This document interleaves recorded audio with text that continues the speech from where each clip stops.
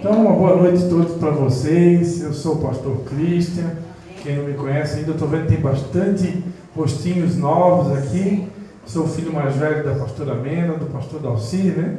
E hoje eu quero fazer diferente aqui. A gente vai começar louvando e quero convidar você, né? Você que nos visita, você que está aqui pela primeira, segunda, terceira vez, sair do seu lugar e apertar a mão, cumprimentar essa pessoa que está do seu lado e dizer para ela que bom que você veio. Amém? Amém.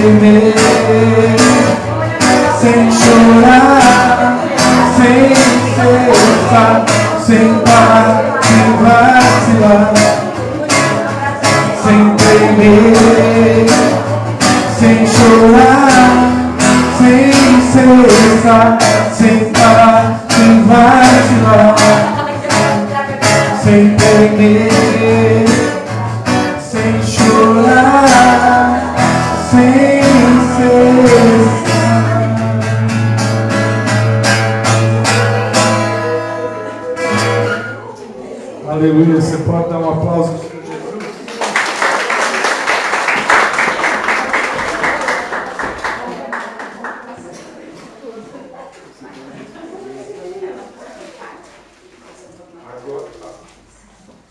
Agora sim você pode se sentar, amém? É algo que Deus colocou no meu DNA, né? Porque quem nos criou foi Deus, Ele que faz todas as coisas. E cada um de nós foi criado para cumprir um propósito. Então, por causa do propósito que Deus me criou, Ele colocou no meu DNA essa característica de lutar pela união, de lutar pela comunhão, de ver as pessoas unidas, né? Isso é tão real na nossa vida, no nosso ministério, que o meu segundo filho, eu e minha esposa Patrícia, não pôde estar aqui com a gente hoje. Nem sempre, na verdade, na maioria das vezes ela não me acompanha, né? Esse ministério de ir pregar é meu, né? E até porque a gente tem esse menino, né? Ele é um menino com autista grau 1, o nosso segundo menino, o Levi Marcos. Temos uma menina, que já é uma adolescente, a Anne Cristine, está com 16 anos, e tem o Levi Marcos. E Levi, a palavra Levi significa aquele que une, né? E Marcos é guerreiro, então é o guerreiro que luta para unir. Então, como eu estava falando, é tão real esse ardente desejo de lutar pela comunhão, de ver as pessoas unidas, ver os casamentos funcionando, né? As amizades, as sociedades também, que Deus nos deu um filho com esse nome, né? Um guerreiro que luta para unir, para ver as pessoas juntos, né? E se o pai colocou o nome do filho, é porque o pai também tem esse DNA, né? E a gente quer manter isso, quer lutar. Enquanto a gente estiver aqui nessa terra, enquanto Deus nos der graça, fôlego, força, nós vamos lutar por isso. Porque nós entendemos, amados, que igreja não é só um lugar, na verdade, esse templo aqui, não é um lugar apenas onde você vem para cantar algumas músicas e para ouvir a palavra de Deus. Isso é verdade, né? O salmista disse, né? Uma coisa pedi ao Senhor e a buscarei, que eu possa habitar na casa do Senhor, que eu possa passar muito tempo na presença do Senhor, na casa do meu Deus, para contemplar a beleza da sua formosura e para aprender no seu santuário. Então, de fato, pode-se dizer que duas principais coisas que se faz na casa de Deus é contemplar a face dele, adorar a ele em espírito e verdade e aprender a sua palavra, ouvir a sua palavra. Mas não é só isso. A igreja é um lugar de comunhão. A igreja, ela é a família de Deus na terra. A igreja, ela é um conjunto de membros, de filhos do Pai Nosso que está no céu, né? Nós todos aqui somos irmãos, independente se você vem aqui pela primeira vez, se você é de uma igreja católica ou evangélica, ou enfim, nós somos todos filhos do mesmo Pai, e se somos filhos do mesmo Pai, somos todos irmãos. Todos pertencemos a uma só igreja, a um só corpo, e Deus quer ver os seus irmãos, os seus filhos, melhor dizendo, Ele quer ver os seus filhos unidos, Ele quer ver os seus filhos juntos. Há uma batalha travada onde Satanás ele luta para promover a discórdia, para promover a desunião, para promover intrigas, mágoas, ressentimentos, separações. E nós que somos os embaixadores de Deus aqui na terra e que recebemos da parte de Deus, conforme está escrito lá em Coríntios, o ministério da reconciliação. Você sabia? Você pode fazer essa pergunta para a pessoa que está do seu lado. Você sabia que você tem um ministério? O ministério da reconciliação? Quantos aqui sabiam que você já tem um ministério? Né? Eu passei a vida toda como cristão, vendo e sentindo também um desejo muito grande de um dia poder estar aqui na frente. E hoje eu estou aqui na frente. Mas durante todo esse tempo, enquanto eu não estive aqui na frente, eu sempre percebi nas igrejas um desejo muito grande de estar aqui na frente, mas principalmente ocupando a área do Ministério do Louvor. Né? O Ministério do Louvor sempre foi uma área muito cobiçada. Né? Não sei o que passa na mente das pessoas, pastora Márcia. De repente algumas pessoas acham que é fácil, né? Estar aqui na frente, com o violão na mão, ou um teclado, ou com um microfone, quando na verdade se as pessoas soubessem, né? O tipo de peneira, né, que a gente passa, o esmagamento de Deus, né, as provas, as guerras, para poder ser lapidado ao ponto de Deus tirar alguma coisa de bom dentro de nós, né, para poder compartilhar com as pessoas, seja na hora que a gente está cantando, ou seja na hora que a gente está pregando. Muitas delas não iriam querer estar aqui. Mas a verdade é que, independente de você um dia receber da parte de Deus um ministério, seja de louvor, seja de teatro, seja de dança, seja o ministério da palavra, todos nós, perante a Bíblia, já temos um ministério, que é o ministério da reconciliação. Deus nos deu o ministério da reconciliação. Ou seja, essa missão de lutar pela união não é só do pastor Cristian. Essa missão de lutar pela comunhão da igreja não é só do pastor Cristian. Essa missão é de todos nós. Quando era criança pequena lá em Barbacena, a gente ouvia uma frase, né? Em briga de marido e mulher... Como é que é? Vou repetir, vamos lá. Em briga de marido e mulher... Ninguém mete a colher, né? Agora, onde é que está escrito isso na Bíblia? Isso é uma frase popular, né? O famoso populacho, né? Biblicamente, Deus quer que a gente meta a colher. Biblicamente, se tem uma coisa que nós deveríamos ser invasivos, né? É uma palavra bonita, né? Não invasivo ou invasivo. Mas se tem uma coisa que nós deveríamos ser invasivos, é nessa questão de meter a colher quando existe uma separação, quando existe um divórcio, quando existe um conflito. Claro que nós devemos pedir a Deus sabedoria, devemos pedir a Deus direção do Espírito Santo. A Bíblia diz que há um tempo para todas as coisas, há um tempo, há um modo, há um jeito certo de fazer as coisas, há um dia certo, há uma hora certa. Mas Deus quer que a gente lute sim, que a gente seja o embaixador da paz, né? A Bíblia diz que bem-aventurados os pacificadores, porque estes serão chamados filhos de Deus. Então Deus espera que eu e você sejamos agentes da paz. Assim como Jesus, o rei de toda a terra, né? Jesus, ele tem um nome na Bíblia, e um dos nomes de Jesus é o príncipe da paz, né? O profeta Isaías disse, quando profetizou acerca de Jesus, do nascimento dele, disse que ele se chamaria Maravilhoso, Conselheiro, Pai da Eternidade, Príncipe da Paz. Se Jesus é o nosso modelo, se Jesus é o nosso mestre, se Jesus é o motivo de você estar sentado aí nessa cadeira, porque eu acredito que você não veio aqui por causa do pastor Cristo, e muito menos pela pastora Mena ou pela pastora Márcia. Eu acredito que você veio aqui por causa de Jesus, amém? O nome que é sobre todo nome. E esse Jesus, a Bíblia chama ele de príncipe da paz. Então, se nós seguimos e servimos ao príncipe da paz, é importante que você tenha isso no seu DNA também, né?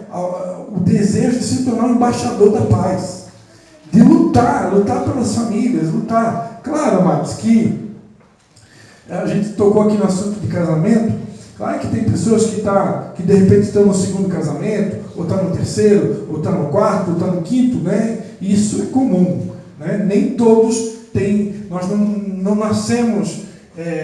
Muitos aqui não conheciam a Cristo quando estavam no primeiro casamento.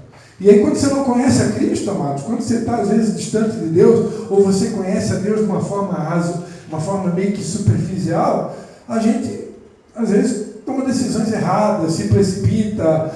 Pode que, quantos adolescentes, né, casaram só por emoção, ou por causa de, como é que chama? Hormônio.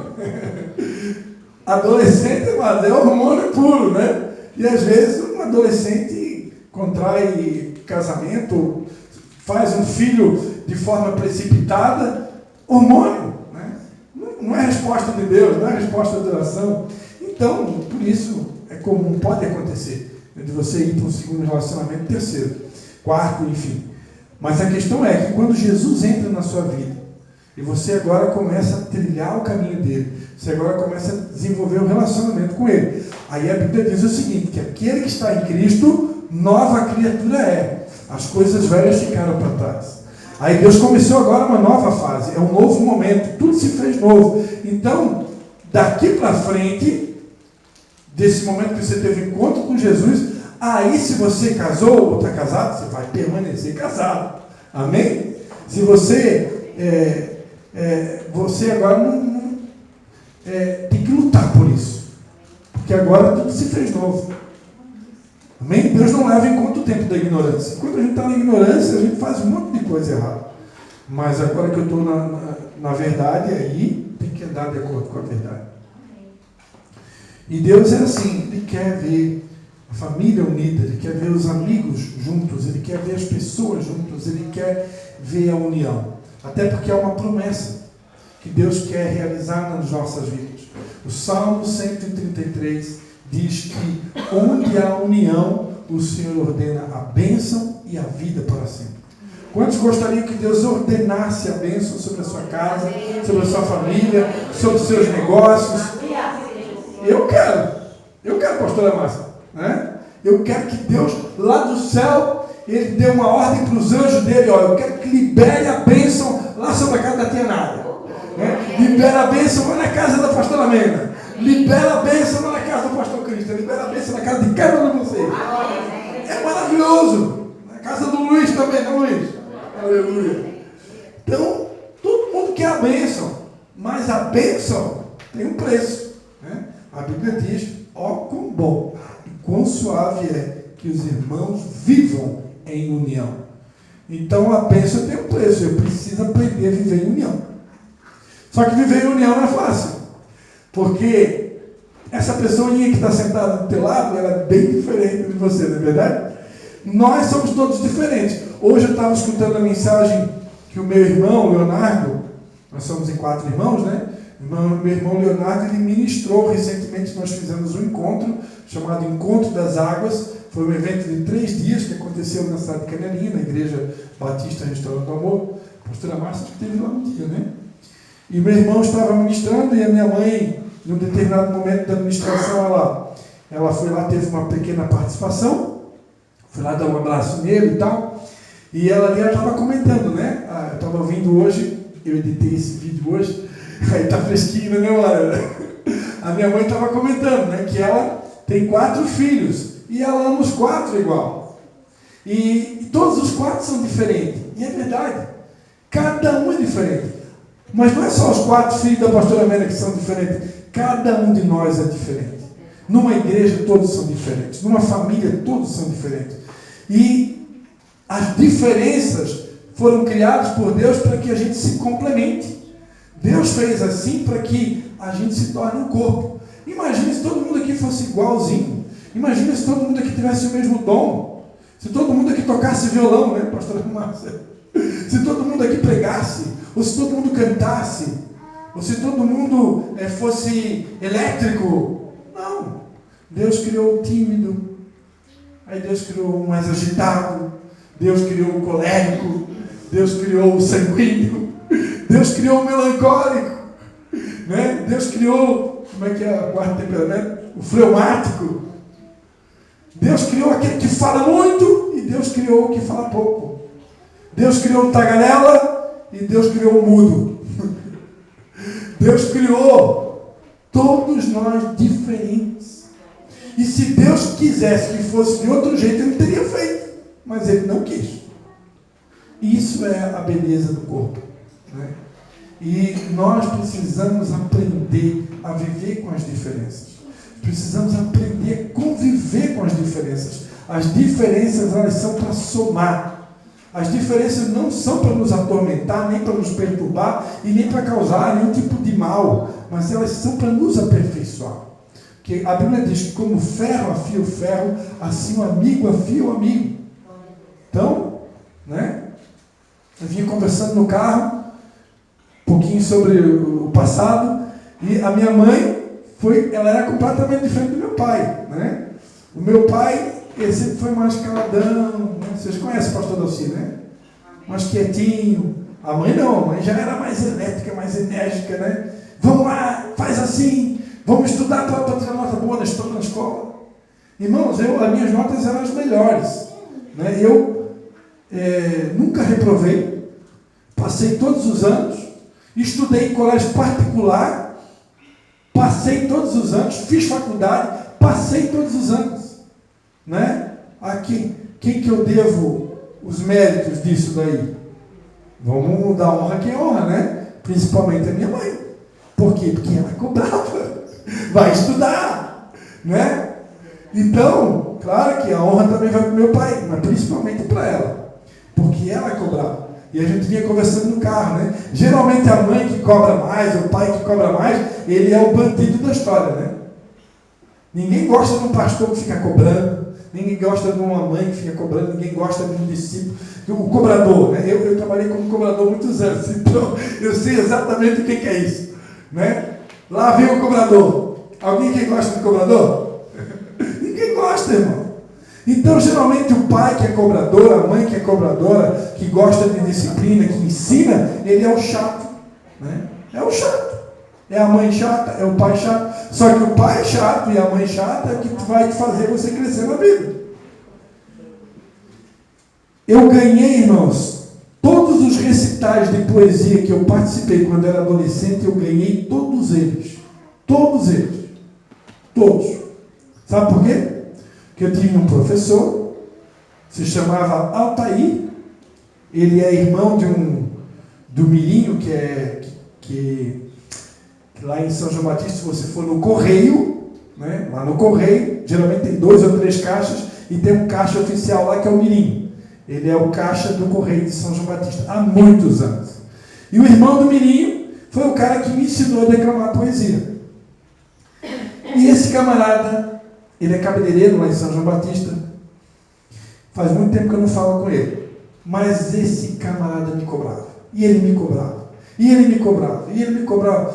Ele me cobrava tanto que quando chegou na semana da minha primeira apresentação de declamação de poesia, eu estudava na escola básica Patrício Teixeira Brasil, em São João Batista, e na minha primeira apresentação de recital de poesia, na semana da apresentação, eu briguei com ele.